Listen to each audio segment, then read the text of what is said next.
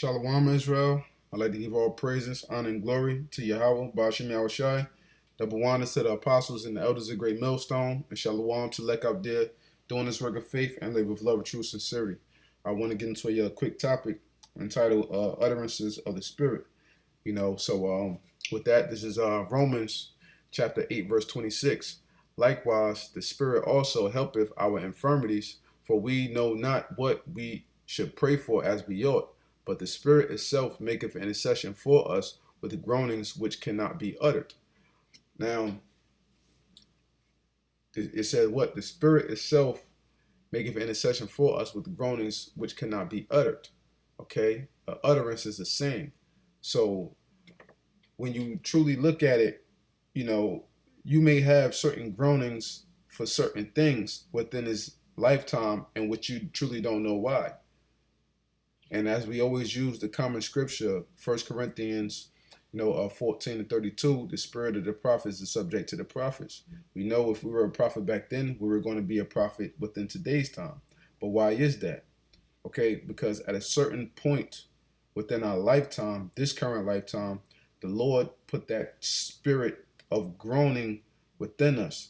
The Lord put those groanings upon our spirit, which couldn't be said, which we truly didn't know why we were being led into the truth, but we felt that groaning, that yearning in our spirit and the truth to lead us to the truth because the truth was calling us.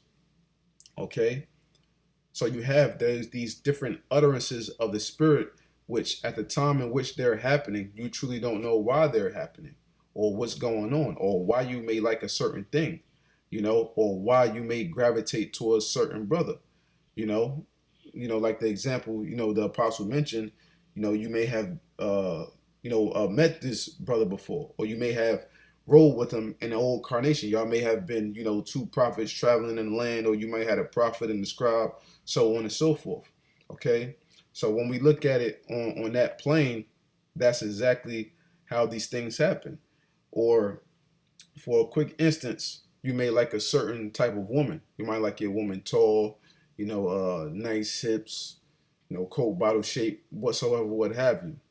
But why do you like these type of women? Because in your old incarnation, those were the type of women that you liked. Okay? Or with another example of how Apostle Tahar used with the example of a prince, and Prince being Amadeus, which was a great example, to show just how we always use, as I said, the spirit of the prophets is subject to the prophets.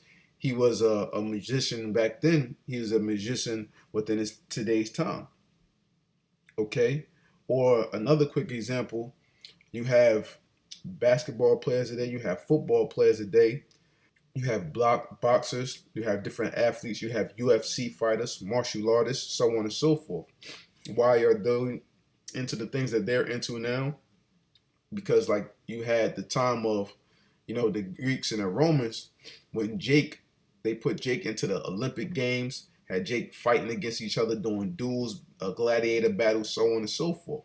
So within this current lifetime, the Lord put the spirit on them, and those utterances, and it was groanings, the groanings were calling them. They had that yearning in their spirit to lead them in the field in which they were destined to be, because they were that same thing in their old incarnation. Okay? So, and another quick example with the scripture, this is a primary example of this. This is Matthew chapter 27, verse 23. And the governor said, "Why? What evil have he done?" This is Pontius Pilate giving reference unto YAHAWASHI in the midst of our people when they went to crucify him. But they cried out the more, saying, "Let him be crucified." When Pilate saw that he could prevail nothing, but that rather a tumult was made, he took water and washed his hands before the multitude, saying, "I am innocent of the blood of this just person, see ye to it." Then answered all the people and said, "His blood be upon us and on our children." So when you look at this example of our wicked people that were going against YAHAWASHI, said, "Let his blood be upon us and on our children." Okay? They invited a curse upon themselves, which still exists unto this day. Now you have some of our people which is may hate the Lord, which may hate YAHAWASHI, but they truly don't know the reason why.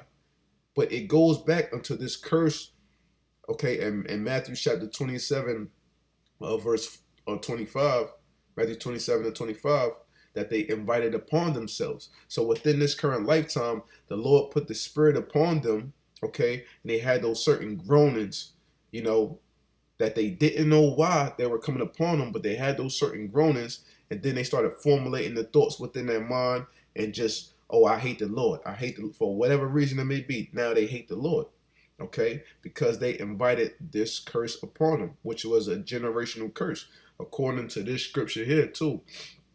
This is Exodus 20 and 5. Thou shalt not bow down thyself to them, nor serve them. For I, the Lord thy power, am a jealous power, visiting the iniquity of the fathers upon the children unto the third and fourth generation of them that hate me. Okay, so the Most High constantly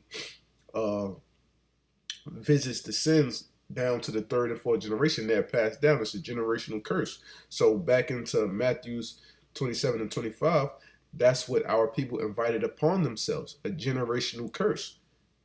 You know, that when they come constantly in the different incarnations, they have a hatred for the Lord because it's those groanings and those utterances of the Spirit telling them to hate the Lord. Okay, so all things are reincarnated, man. Men and women themselves, but those utterances and those groanings of the Spirit that call you, because of the things that you were doing in your past life, they're calling you today. Okay. And another thing, you can take a prime example of women, right? When you look at women on a whole, why do you have the women of our nation today, okay, the women of Israel today, so much into the so-called white man? And I speak primarily of the so-called black woman, okay, the Judite woman. Why are they so heavy into the so-called white man today? Because of the times when we were in hardcore bondage, okay?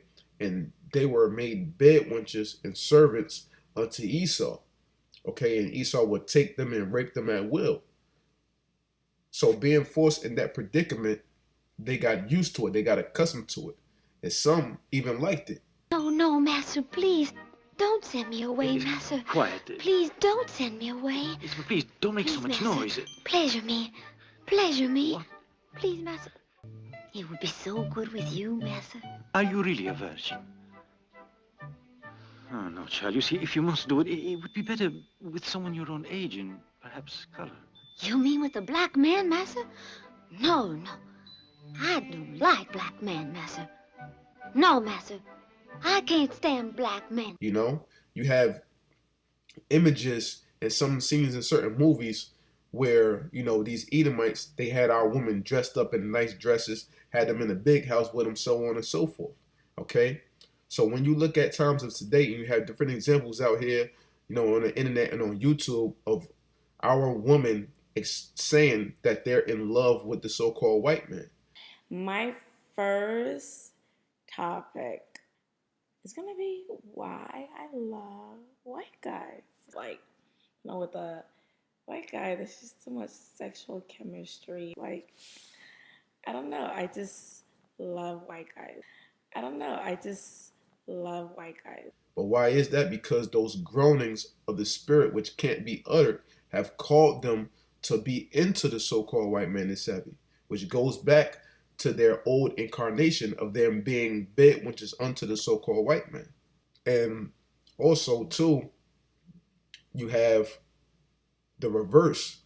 Now, why is it that you have a lot of so-called white women that are into Jake men? Now, we know we have confusion of faces. There's a lot of, you know, Edomite-looking women out there that are actually a Jake woman. But in general, why do you have a lot of Edomite women that are into Jakes? Because you can think back to the times of like King Solomon, and when our people were ruling, we had these other nations under subjection and also their women, okay? Or when we took them captive.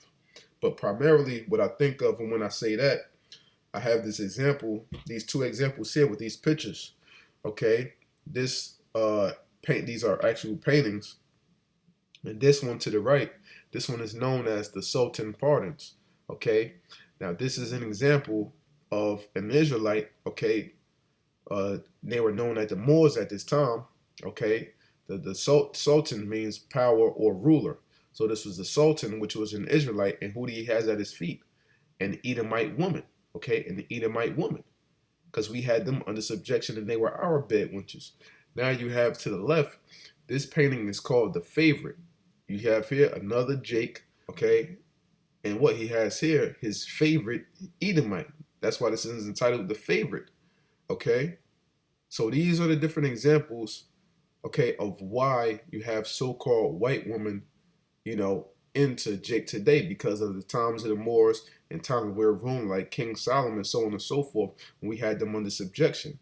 So now in today's time, and you can see the key examples, because they have examples out there on the internet of them constantly white women explaining that they're so deeply in love with Jake men.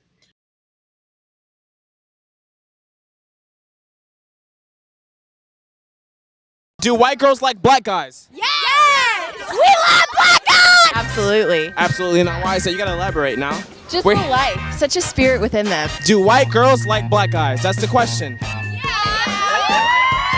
We love that dark chocolate! Oh yeah! Of course. Okay. Do white girls like black guys? Oh, absolutely, we love black guys. No, seriously, yeah, now I'm into black guys, and you guys are the hottest. Jungle fever is a real thing. We both can attest to that. Jungle fever is real, and truthfully, it is contagious. It absolutely is contagious. Jungle fever is real. The black guys have the ways of work. Once you go black, Never go back! And it's because of these groanings that were in their spirit, which they don't know why.